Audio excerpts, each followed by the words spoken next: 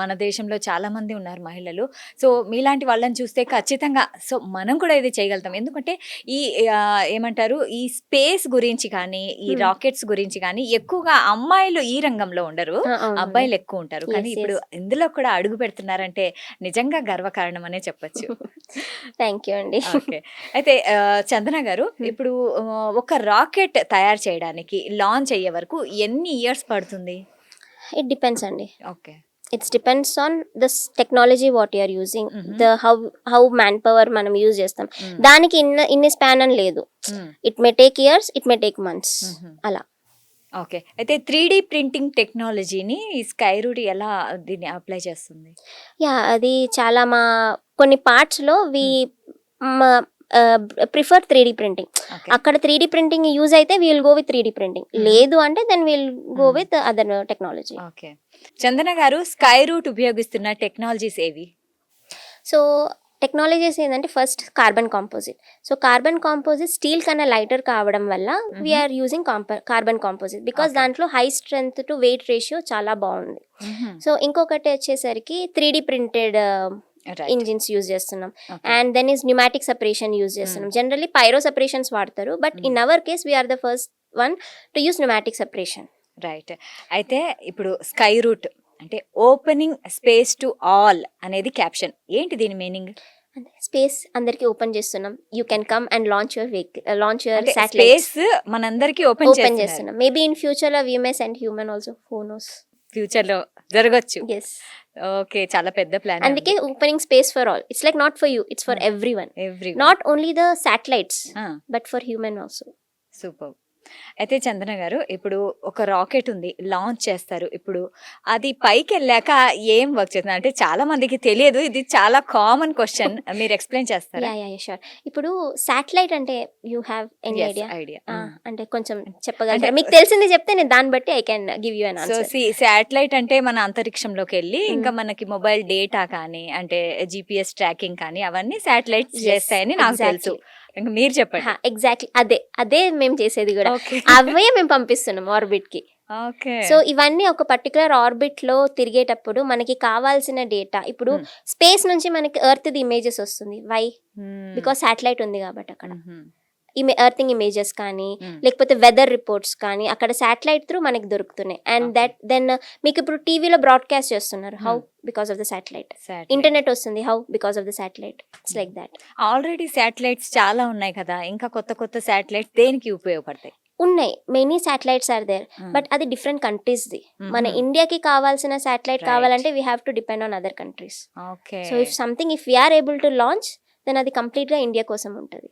చందన garu Skyroot అంటే ఇద్దరు యువ సైంటిస్టులు దీన్ని స్థాపించారు. సో స్కై రూట్ అంటే ఇప్పుడు ప్రపంచాన్ని అందరికీ తెలిసిపోయింది. అయితే స్కై రూట్ ప్రధాన ఉద్దేశం ఏంటి? ప్రధాన ఉద్దేశం అంటే సేమ్ మోటో లాగా opening space for all. Okay. Simple గా చెప్పాలంటే ఓపెనింగ్ స్పేస్ ఫర్ ఆల్, దాంట్లోనే ఎవ్రీథింగ్ కమ్స్. ఓకే. అంటే ప్రతి ఒక్కరికి స్పేస్ అనేది ఇంకా మనకి ఇంకా కొంచెం మనం ముందడుగు వేసి ఇంకా ఈజీగా అంటే ఫ్యూచర్ లో మనం రాకెట్లలో మనుషుల్ని కూడా పంపించవచ్చా? Yes, you can. అంతే అంటారా? ఎన్ని రోజుల దూరంలో ఉంది ఆ కళ? అది we can't reveal right now. Future లో it's always a future. Chandana గారు మీ ఫ్యూచర్ ప్లాన్స్ ఏంటి? ఇంకా మిమ్మల్ని మీరు ఫ్యూచర్ లో ఎలా చూసుకోబోతున్నారు? ఓకే, ఫ్యూచర్ గోల్స్ అంటే లైక్ ఇంకా ఇట్స్ లైక్ చిన్న పటాకా, it's like a small bomb. So ఇంకా పెద్దది. That is our future, that is my future goal. Like దాంట్లో కూడా ఇన్వాల్వ్ అయ్యి సక్సెస్ చేపియాలి, అందరం కలిసి సక్సెస్ చేపియాలి. That is each and every one's goal in Skyroot. Super. అయితే అంటే స్కై రూట్ ని స్థాపించిన ఇద్దరు ఉన్నారు, రైట్? హీరోస్ అనొచ్చు వాళ్ళని, పవన్ భరత్ గారు. సో వాళ్ళిద్దరు మీ టీం ని ఎలా ఎంకరేజ్ చేస్తారు అండ్ ఎలా ఉంటుంది వాళ్ళ సపోర్ట్ మీతో? చెప్పాలంటే they are not like our CEO లాగా బిహేవ్ ఎప్పుడు ఇంతవరకు, యాజ్ ఆఫ్ నౌ, ఫ్యూచర్లో కూడా ఎప్పుడు they are not going to behave. They are like a team member for us. Okay. Like లంచ్లో మాతో పాటు వచ్చి తింటారు. Like you can expect any CEO come and have food with you, లేదు కదా. సో లిటరల్గా they are like a team member. మనకి ఏం కావాలన్నా ఏది అడగాలన్నా we can go directly and speak to them, ఫ్రీగా మాట్లాడవచ్చు. ఇట్స్ లైక్ వాళ్ళు పెద్దోళ్ళు, వాళ్ళతో రెస్ట్రిక్షన్గా మాట్లాడాలి అలా ఏం లేదు. You can speak freely to them what ever you want, when ever you want. Okay. అయితే 'విక్రమ్ 1' లాంచ్ అయిన టైంలో మీరు చెప్పారు అంటే చాలా ఎమోషనల్ అయ్యాను. కళ్ళల్లో నీళ్లొచ్చేసాయని. ఫస్ట్ ఎవరికి కాల్ చేశారు మీరు? మా హస్బెండ్‌కి. ఓకే. ఏమన్నారు? So, he was like proud. Okay. He was very proud. తనకి లైక్ మా ఫ్యామిలీ నుంచి ఒకరు ఇంత స్థాయిలో వచ్చిందంటే దే ఆర్ లైక్ ప్రౌడ్.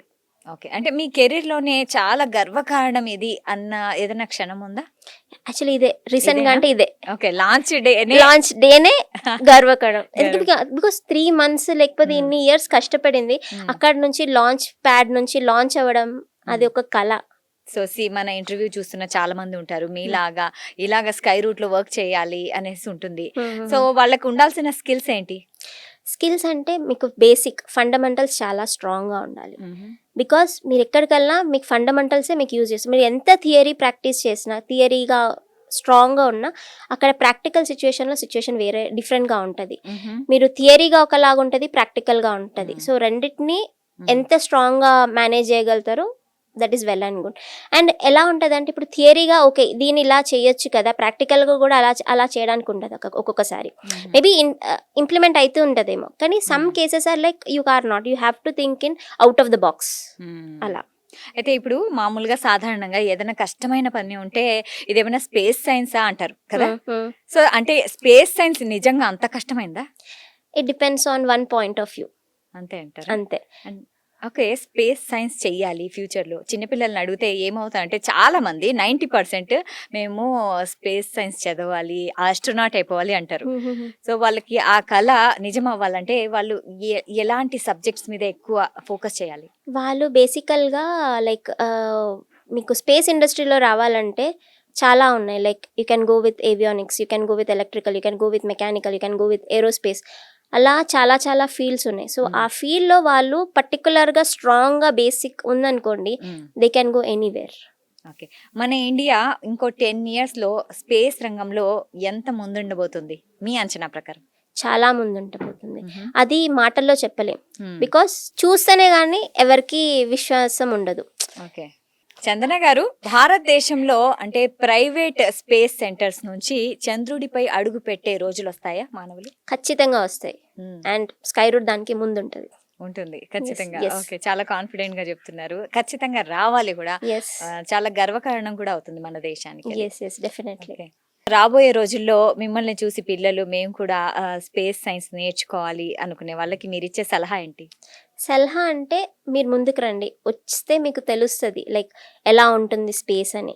ఇప్పుడు like I would suggest like స్కూల్స్లో కూడా లైక్ స్పేస్ అంటే ఏంటి అని టెక్నాలజీ వాళ్ళకు కూడా తెలిస్తే they will get to know like స్పేస్లో ఏమేమి ఉంటుంది, టెక్నాలజీలో మేము స్పేస్ ఇండస్ట్రీ ఎలా ఉంటుంది వాళ్ళకా. ఎందుకంటే ఇప్పుడు కూడా చాలా స్కూల్స్లో క్లోజర్స్ లేవు. స్పేస్ ఇండస్ట్రీ అంటే ఏంటి, like they are like space అంటే ఓకే లాంచ్ చేసేస్తున్నారు, కానీ దాంట్లో బ్యాక్గ్రౌండ్లో ఎలా వర్క్ చేస్తున్నామో nobody has clue. So వాళ్ళకి ఆ బ్యాక్గ్రౌండ్లో ఏమేమి అవుతుంది, ఆ స్పేస్ ఒకటి రాకెట్ లాంచ్ చేయడం అనే కాదు, ఆ రాకెట్ ఆ స్థాయిలో తేవాలంటే చాలా బ్యాక్గ్రౌండ్ వర్క్స్ నడవాలి. సో ఆ బ్యాక్గ్రౌండ్లో ఏమేమి నడుస్తున్నాయో స్కూల్స్లో కానీ కాలేజెస్లో కానీ ఒక క్లియర్ పిక్చర్ ఏమన్నా ఇస్తే లైక్ మేబీ చాలామంది ముందుకు వస్తారు. అండ్ ఇంకా బేసిక్గా మీరు ఎంత ముందుకు వచ్చినా మీరు మీ బేసిక్స్ చాలా స్ట్రాంగ్ ఉండాలండి. I always say that basics మీరు ఎంత స్ట్రాంగ్గా ఉంటే అంత మంచిది మీకు.